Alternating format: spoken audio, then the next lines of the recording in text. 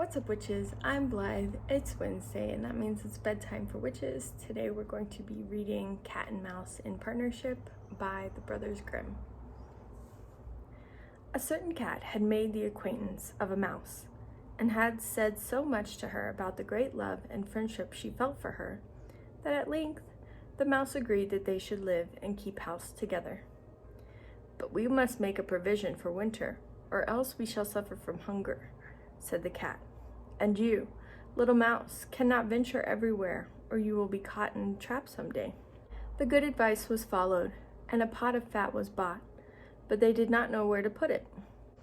At length, after much consideration, the cat said, "I know no place where it will be better stored up than in a church, for no one dares to take anything away from there. We will set it beneath the altar and not touch it until we are really in need of it." So the pot was placed in safety, but it was not long before the cat had a great yearning for it, and said to the mouse, "I want to tell you something, little mouse. My cousin has brought a little son into the world, and has asked me to be godmother. He is white with brown spots, and I am to hold him over the font at the christening. Let me go out today, and you look after the house by yourself." "Yes, yes," answered the mouse, "by all means go. And if you get anything very good, think of me.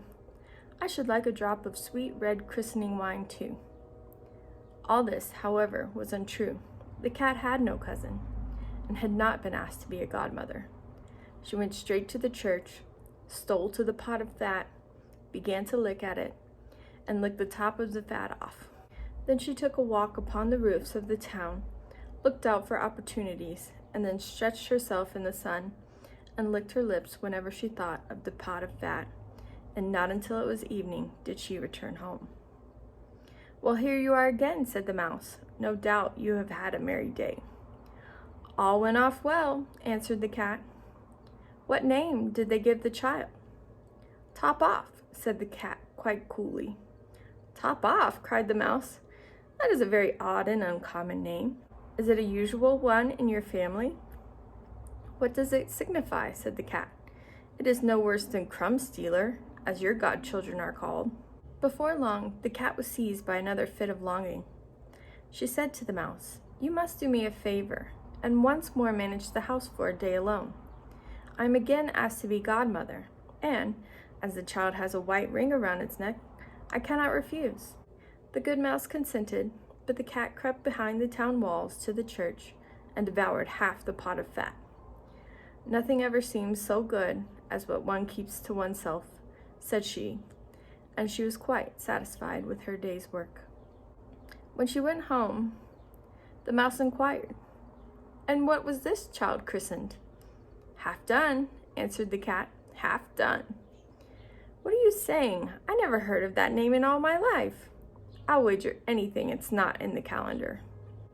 The cat's mouth soon began to water for some more licking. "All good things go in threes," said she, "and I am asked to stand godmother again. The child is quite black and only has white paws, but with that exception, it has not a single white hair on its whole body. This only happens once every few years. You will let me go, won't you?" "Top off, half done," answered the mouse. "They are such odd names. They make me very thoughtful." "You sit at home," said the cat, "in your dark gray fur coat and long tail, and are filled with fancies, and that's because you do not go out in the daytime." During the cat's absence, the mouse cleaned the house and put it into order, but the greedy cat entirely emptied the pot of fat. "When everything is eaten up, one has some peace," she said to herself. During the cat's absence, the mouse cleaned the house and put it in order, but the greedy cat entirely emptied the pot of fat. "When everything is eaten up, one has some peace," she said to herself, and well filled and fat, she did not return home till night. The mouse at once asked what name had been given to the third child. "It will not please you more than the others," said the cat.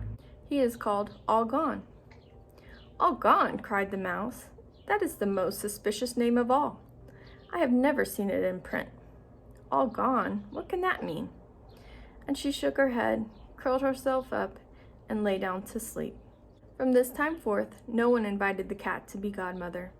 But when the winter had come and there was no longer anything to be found outside, the mouse thought of their provision and said, "Come, cat, we will go to our pot of fat, which we have stored up ourselves. We shall enjoy that." "Yes," answered the cat, "you will enjoy it as much as you would enjoy sticking that dainty tongue of yours out the window." They set out on their way, but when they arrived, the pot of fat certainly was still in its place, but it was empty. "Alas," said the mouse, "now I see what has happened. Now it comes to light. You are a true friend. You have devoured all when you were standing godmother. First top off, then half done, then—" "Will you hold your tongue?" cried the cat. "One word more, and I will eat you too." "All gone" was already on the poor mouse's lips. Scarcely had she spoken it before the cat sprang on her, seized her, and swallowed her down. Verily, that is the way of the world. The end. Good night, witches. I love you.